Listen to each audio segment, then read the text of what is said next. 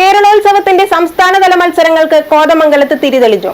കോതമംഗലം മാർ ബേസിൽ higher secondary സ്കൂളിൽ നടന്ന സമ്മേളനം വ്യവസായ നിയമ കയർ വകുപ്പ് മന്ത്രി ടി രാജീവ് ഉദ്ഘാടനം ചെയ്തു. വൈകിട്ട് 4-ന് നടന്ന സാംസ്കാരിക ഘോഷയാത്ര വർണ്ണാഭമായി. ചരിത്ര വസ്തുതകൾ ഉൾക്കൊള്ളുന്ന ചില കലാപ്രകടനങ്ങളെ ഭരണകൂടം ഭയപ്പെടുന്നുവെന്ന് വ്യവസായ മന്ത്രി പി രാജീവ് പറഞ്ഞു. എമ്പുരാൻ ഉൾപ്പെടെയുള്ള സിനിമയുടെ അണിയറ പ്രവർത്തകർക്കെതിരെ നടക്കുന്ന അക്രമങ്ങൾ പ്രതിഷേധാർഹമാണ് എന്നും അദ്ദേഹം കൂട്ടിച്ചേർത്തു. കോതമംഗലത്ത് യുവജനക്ഷേമ ബോർഡിന്റെ ആഭിമുഖ്യത്തിൽ 4 ദിവസം നീണ്ടു നിൽക്കുന്ന കേരളോത്സവത്തിന്റെ ഉദ്ഘാടനം നിർവഹിച്ച് സംസാരിക്കുകയായിരുന്നു മന്ത്രി. എന്നാൽ തെറ്റായ പ്രവണതകളും ശക്തിപ്പെട്ടുകൊണ്ടിരിക്കുന്നു. മയക്കുമരുന്ന് ഇപ്പോ ഗൗരവമായ പ്രശ്നമാണ്. കേരളത്തിന്റെ മാത്രമല്ല, ലോകത്തിന്റെ പൊതുപ്രശ്നമാണ്. ഇന്ത്യയിലും എല്ലായിടത്തും മയക്കുമരുന്ന് ശക്തിപ്പെടുന്നുണ്ട്.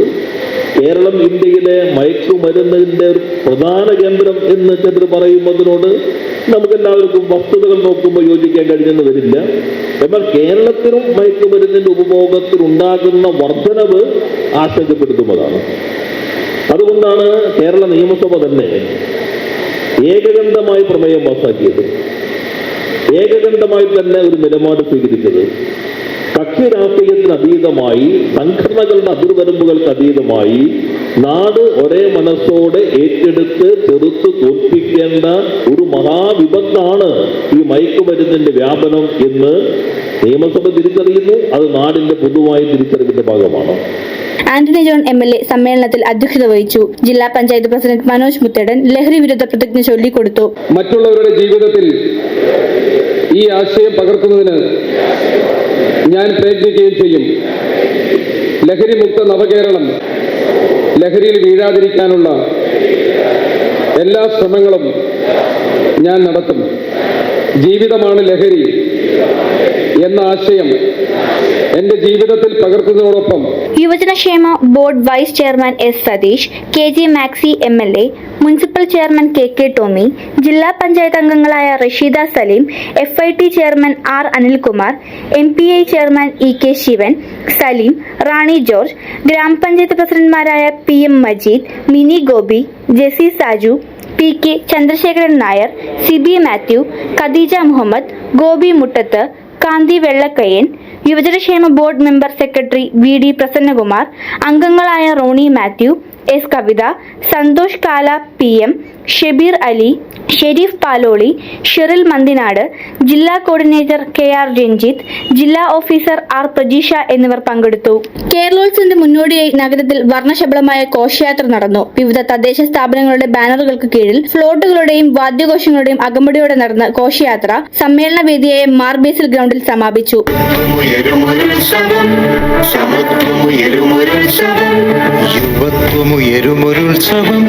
സമത്വമുയരുമൊരുത്സവം, കലയുടെ സാഹിതി തന്നുടെ കായിക മികവിൻ മത്സരമുത്സവം.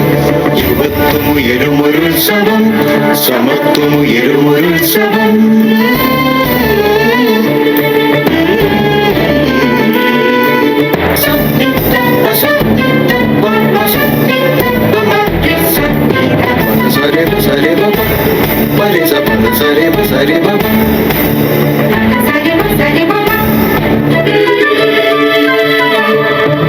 നാടിനെ നയിച്ചു മുന്നോട്ടേറും ജാഗര ചേതനയുള്ളവരെ,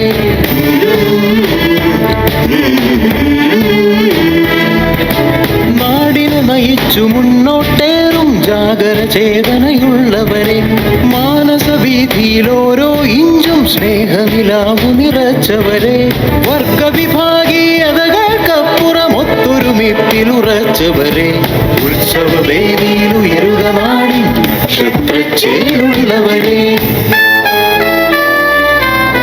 യുവത്വമുയരുമൊരുത്സവം, സമത്വമുയരുമൊരുത്സവം. യുവത്വമുയരുമൊരുത്സവം, സമത്വമുയരുമൊരുത്സവം. സമ്മേളനാനന്തരം വിധു പ്രതാപും സംഘവും അവതരിപ്പിച്ച ഗാനമേള അരങ്ങേറി.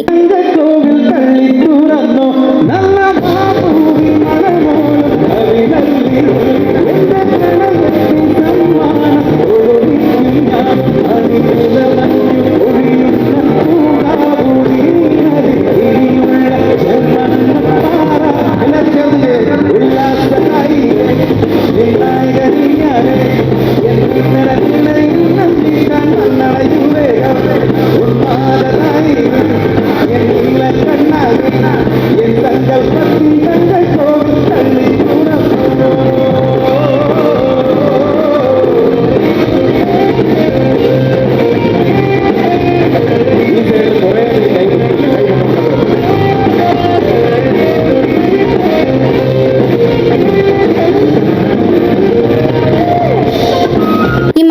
11 വരെ വിവിധ വേദികളിൽ നടക്കുന്ന കലാകായിക മാമാങ്കത്തിൽ 12 വേദികളിലായി 5000-ഓളം പ്രതിഭകൾ മാറ്റുരയ്ക്കുന്നുണ്ട്. 59 കലാമത്സരങ്ങളും 118 കായിക മത്സരങ്ങളുമാണ് കേരളോത്സവത്തിന്റെ ഭാഗമായി അരങ്ങേറുന്നത്. വെള്ളിയാഴ്ച നടക്കുന്ന സമാപന സമ്മേളനം നിയമസഭാ സ്പീക്കർ A.M. ഷംസീർ ഉദ്ഘാടനം ചെയ്യും.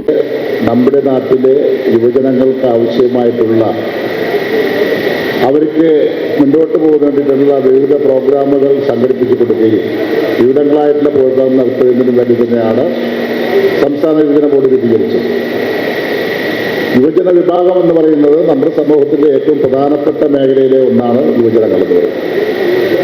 ആ യുവജനങ്ങളെ ഒന്നിച്ചായി ചേർത്തുള്ളതുകൊണ്ട് നമ്മുടെ സമൂഹത്തിന് വേണ്ടിയിട്ടുള്ള വലിയ കാര്യങ്ങൾ ചെയ്ത് മുന്നോട്ട് പോകുന്നതിന് വേണ്ടിയിട്ടാണ് യുവജനങ്ങൾക്ക് ആകമാനം പ്രവർത്തിക്കുന്നതിന് വേണ്ടി സംഘടിപ്പിച്ചിട്ടുള്ളത്. ഇവിടെ സമൂഹത്തിലുണ്ടാകുന്ന വിവിധങ്ങളായിട്ടുള്ള വിഷയങ്ങളിൽ മിനിസ്റ്റർ സൂചിപ്പിച്ച പോലെ പ്രകൃതി ദുരന്തങ്ങളും കോവിഡുമൊക്കെ ഉണ്ടായപ്പോൾ അതിന്റെ മുൻപന്തിൽ നിന്ന് പ്രവർത്തിച്ചത് യുവജനങ്ങളാണ്. മീഡിയ 60 കോതമംഗലം.